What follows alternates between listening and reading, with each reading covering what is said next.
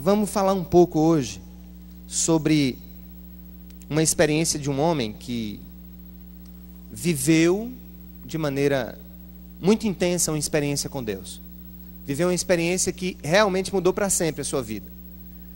Ele, a partir dessa experiência, ele viu a mão de Deus guiando por um caminho de extremos desafios, de grandes desafios, mas tudo isso aconteceu porque ele teve um encontro, uma experiência transformadora. Nós falamos nessas semanas que se passaram, de outros homens que tiveram grandes experiências. De quem a gente falou há 15 dias, vocês se lembram? Paulo de Tarso, Saulo. Semana passada nós falamos da experiência de Zaqueu, aquele cobrador de impostos, desonesto, que teve um encontro com Cristo e a sua vida foi mudada. E hoje nós vamos voltar agora nas páginas do Antigo Testamento, e nós vamos até o livro do profeta Isaías, no capítulo 6, e no capítulo 6 nós vamos encontrar, a partir do primeiro versículo, grandes ensinamentos para a nossa vida. Grandes ensinamentos para a nossa vida, para o nosso futuro, para a nossa, enfim, para o alcance do nosso potencial máximo. Nós precisamos ter essas experiências individuais. Sem elas, nós não vamos chegar onde Deus quer que nós cheguemos. Se nós não tivermos essas experiências, nós não vamos entender efetivamente qual é o nosso papel na vida. E o nosso papel é muito mais do que ocupar um número no censo dos habitantes do Brasil, no censo dos habitantes de João Pessoa, da Paraíba, enfim. Nós somos muito mais que isso. Deus tem muito mais que isso para nós. E no capítulo 6 do livro do profeta Isaías, nós vemos um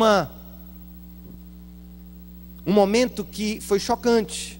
São poucos momentos na Bíblia em que trata-se de uma aparição da divindade, do Senhor.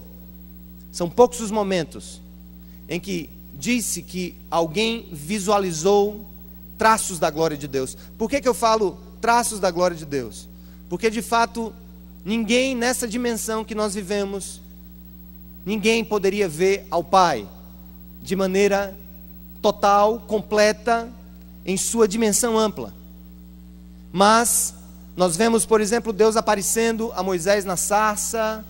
Nós vemos esse caso aqui de Isaías vendo ao Senhor.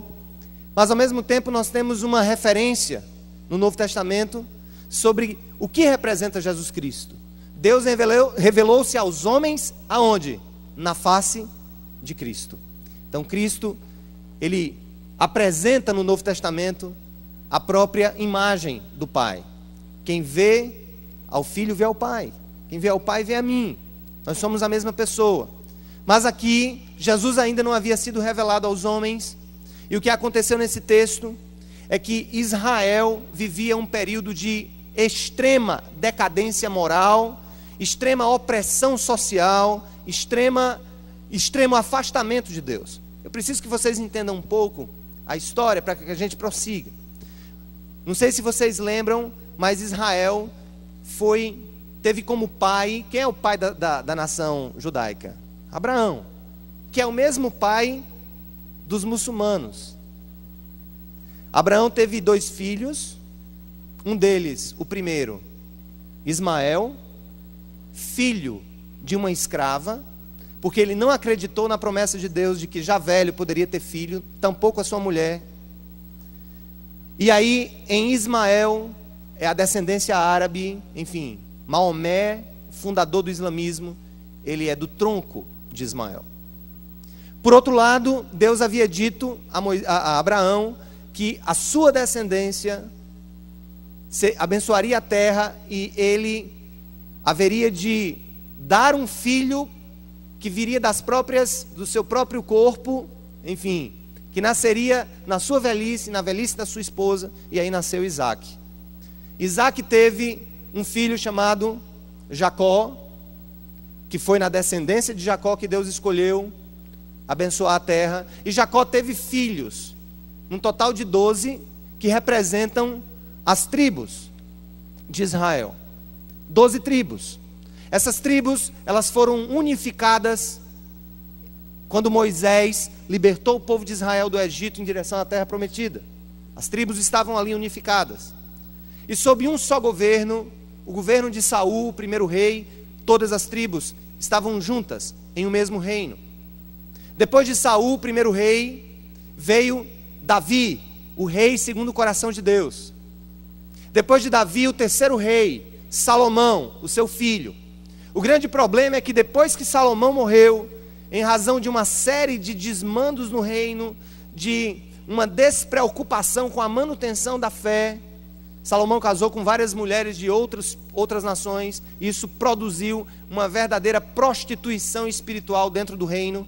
E depois que Salomão falece, o reino é então dividido entre o reino do norte e o reino do sul. No reino do sul, as tribos de Judá e Benjamim, e no reino do norte, as demais tribos. A grande questão é que a tribo do sul, cuja capital era Jerusalém, era uma tribo, o reino do sul, cuja capital era Jerusalém, manteve-se ainda fiel a Deus por um período um pouco maior do que o reino do norte. O reino do norte foi destruído pelos assírios, isso a história nos conta, mas a ameaça assíria contra o reino do sul não prosperou. Eles não conseguiram dominar totalmente o reino do sul. Só quem dominou o reino do sul foram os babilônios, uma outra potência mundial que surgiu, destruiu os assírios, também levou todo o povo do reino do sul para a destruição, e levando uma grande parte para o cativeiro na Babilônia. Se lembram dessa história? E eu quero localizar Isaías nessa história. Isaías, ele profetizava no reino do sul, e no reino do sul, em um ano muito especial, quando um dos reis, o rei do sul, naquele ano, morreu, ele teve uma visão de Deus. Uma visão sobre o que aconteceria com o reino do sul, e uma visão do seu papel enquanto missionário no Velho Testamento, enquanto alguém que ouviu o chamado de Deus e prosseguiu. Então vamos lá, dados esses fatos históricos, nós entramos no capítulo 6, e aí nós vemos Isaías profetizando no reino do sul, porque o norte já havia sido destruído pelos assírios. Olha o que diz aqui o capítulo 6, versículo 1, todos juntos, acompanhando comigo. No ano em que o rei Uzias morreu, eu vi o Senhor.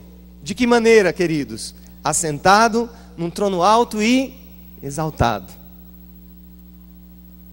E a aba da sua veste enchia o templo. Acima dele estavam serafins, cada um deles tinha 6 asas, com 2 cobriam o rosto, com 2 cobriam os pés, e com 2 voavam, e proclamavam uns aos outros. O que é que os serafins, esses seres angelicais, na visão de Isaías proclamavam? Vamos lá juntos. Santo, santo, santo. Mais uma vez. Santo, santo, santo. É o Senhor dos exércitos. A terra inteira está cheia da sua glória. E aí o texto prossegue. Ao som das suas vozes, os batentes das portas tremeram, e o templo ficou cheio de fumaça. Então gritei, ai de mim. Vamos ler juntos essa frase. Ai de mim. Mais uma vez. Ai de mim. Eu estou perdido, pois sou um homem de lábios impuros e vivo no meio de um povo de lábios impuros. Os meus olhos viram o rei, o Senhor dos exércitos. Logo um dos serafins voou até mim, trazendo uma brasa viva que havia tirado do altar com uma tenaz. Com ela tocou a minha boca e disse, veja, isso tocou os seus lábios. Por isso a sua culpa será removida, e o seu pecado será perdoado. Então ouvi a voz do Senhor, conclamando, quem enviarei? Quem irá por nós? E eu respondi, eis-me aqui, envia-me. E ele disse, vá e diga a este povo, estejam sempre ouvindo, mas nunca entendam. Estejam sempre vendo e jamais percebam. Torne insensível o coração deste povo, torne surdos os seus ouvidos e feche os seus olhos, que eles não vejam com os olhos, não ouçam com os ouvidos e não entendam com o coração, para que não se convertam e sejam curados. E aí Isaías perguntou. Então eu perguntei: até quando, Senhor? E ele respondeu: até que as cidades estejam em ruínas e sem habitantes, até que as casas fiquem abandonadas e os campos estejam totalmente devastados, até que o Senhor tenha enviado todos para longe e a terra esteja totalmente desolada. E ainda que 1/10 fique no país, esses também serão destruídos. Mas assim como o terebinto e o carvalho deixam o tronco quando são derrubados, assim a santa semente será o seu tronco. Louvado seja o nome do Senhor. Vamos orar? Vamos fazer uma oração agora, juntos? Pai, obrigado por estarmos aqui. Obrigado pelo poder da Tua palavra. Obrigado porque o Senhor nos fez filhos e filhas capazes de entender a Tua palavra, capazes de tomar decisões espirituais, capazes, Senhor, de ser o que Tu queres que nós sejamos. Obrigado, Senhor, porque o Senhor tem nos permitido viver a fé, Pai, de maneira autêntica, não de maneira, Senhor, conduzida por outros. Pai, eu te peço agora, em nome de Jesus, não permita que líderes espirituais, Senhor, conduza o teu povo à dependência. Senhor, não permita, Senhor, que a tua igreja não seja formada, Pai, por pessoas que acham ser mais importantes do que as outras. Nesse momento, Senhor, em que o teu Espírito habita em nós, Pai, como cristãos, nós pedimos que esse mesmo Espírito abra os nossos ouvidos, abra os nossos olhos, fale ao nosso coração, a começar do meu, Pai, que sou um pobre pecador que aqui está. Senhor, nós queremos ouvir-te, queremos buscar-te e queremos, Senhor, também aprender mais a respeito da nossa vida. Nesse momento aqui, nos guarda, nos livra e faz, Senhor, com que aconteça hoje, aqui nesse lugar, grandes milagres na nossa vida, grandes milagres na vida das famílias, grandes milagres no nosso coração. Em nome do teu Filho, nosso Senhor, nós oramos. Amém. Bem, pessoal, dados esses fatos mais ou menos resumidos, nós vimos o quê? Isaías era um homem como nós e vivia numa terra em que havia uma certa alternância entre bons reis e maus reis. O reino do norte, ele teve reis terríveis. Foram muito poucos os bons reis durante o período em que o reino do norte prevaleceu. Mas no reino do sul havia bons homens. Houve grandes reis.